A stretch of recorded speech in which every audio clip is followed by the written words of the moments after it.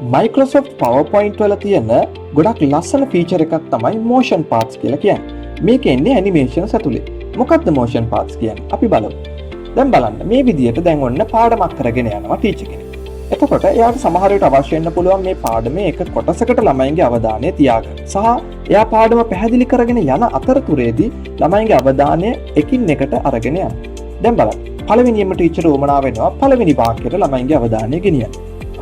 Transportation is important for us to travel from one place to another. දැන් අපිට පුළුවන් නම් මේ box එක ටීචර් ඊළඟ යාගේ වාක්‍ය පැහැදිලි කරනකොට මේ box එක move කරන්න පුළුවන් නම් ඒක ගොඩක් ලස්සනයි. මෙන්න මේ විදිහට. Without transportation we will not be able to do our work. දැන් උඩ තියෙන box එක යටට move වුණා.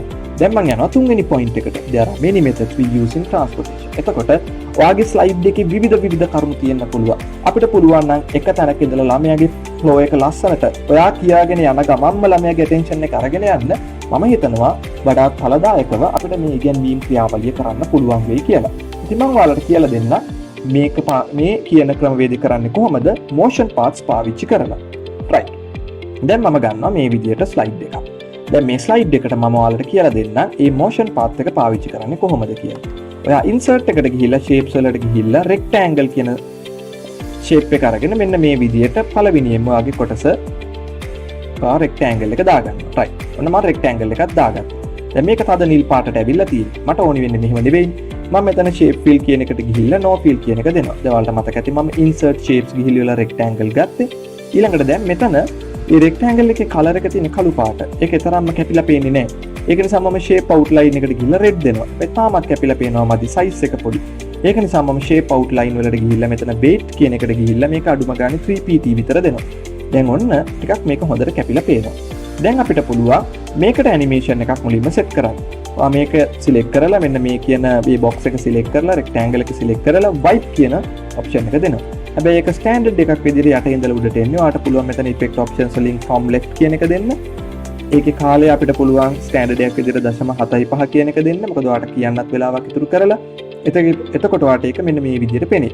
right. දැන් අපිට ඕනි මේ දාගත්ත box එක පල්ලෙහා වාක්‍යයට වෙනකල් move කරන්න. ඒක කරන්න ඔයාට පුළුවන් මේකම select කරන්න. මේ කියන box එකම select කරලා add animation කියන එකට යන්න. animations කියන tab එකේ තියෙන add animation කියන එකට යන්න. එතන ඔයාලට animation option ගොඩක් තියෙනවා.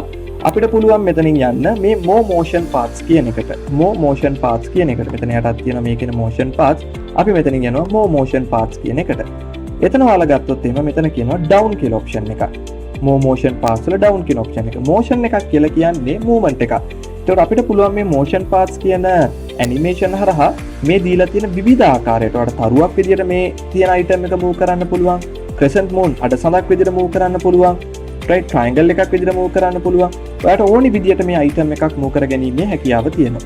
මම මෙතනින් select කරගන්නේ down කියන option එක. මම ඒක select කරලා okay එක දෙනවා. right. දැන් බලන්න මෙතන මේ කොළ පාටින් තියෙන්නේ starting point එක.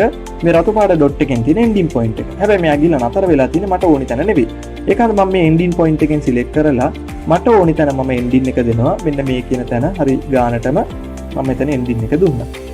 එතකොට දැන් අපි ගිහිල්ලා බැලුවොත් එහෙම ඔන්න පළවෙනි point එක ආවා. එයා ලස්සනට දෙවෙනි point එකට එනවා. right. දැන් මට උවමනා වෙනවා මේක තුන්වෙනි point එක දක්වා අරගෙන යන්න. නැවත වතාවක් මම මේක select කරලා add animation දෙනවා. more motion paths ගිහිලි ඉවර වෙලා down කියන option එක select කරනවා. okay කරා. දැන් බලන්න මේකේ මගේ end option එක ගිහිල්ලා තියෙනවා මෙතෙන්ට. මට ඕනි එතන නෙවෙයි. මට ඕනි මේ පල්ලෙහා වාක්‍යයට වෙනකල් මේක select කරන්න. මම ඒක දෙනවා. හැබැයි දැන් ඒත් ඔයාලට පේනවා මේක පටන් ගන්න මෙන්න මේ උඩින්. එතකොට එහෙම ආපුවම කැතයිනේ. බලන්නකෝ.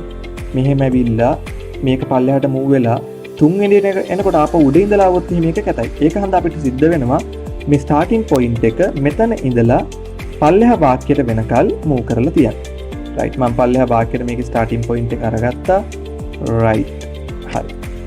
දැන් මම හිතනවා අපේ වැඩේ සාර්ථකයි. අපිට පුළුවන් දැන් ගිහිල්ලා ඉවර වෙලා මේකේ animation එක check කරලා බලන්න. පළවෙනි වාක්‍යය ආවා, දෙවෙනි වාක්‍යයට move වුණා, තුන්වෙනි වාක්‍යයට move වෙනවා. right. අන්න ඒ වගේ ඔයාලට මේ කියන විදිහට වාක්‍ය තුනක් විතරක් නෙවෙයි මේක ඔයාගේ ස්ලයිඩ් එක ඇතුලේ විවිධ තැන්වල තියෙන්න පුළුවන්. ඔයාට පුළුවන් motion paths වලට ගිහිල්ලා අදාළ තැනට ඒක direct කරලා ඔයාට ඒ තැනින් තැනට ළමයාගේ අවධානය අරගෙන යන්න. ඉතින් මම හිතනවා ඕගොල්ලොත් motion paths පාවිච්චි කරලා කියලා දෙන පාඩම ගොඩක් ලස්සනට ළමයාගේ attention එක තියාගෙන උගන්වයි කියලා. ඉතින් අපි ඊළඟ වීඩියෝ එකේදී හම්බ වෙමු.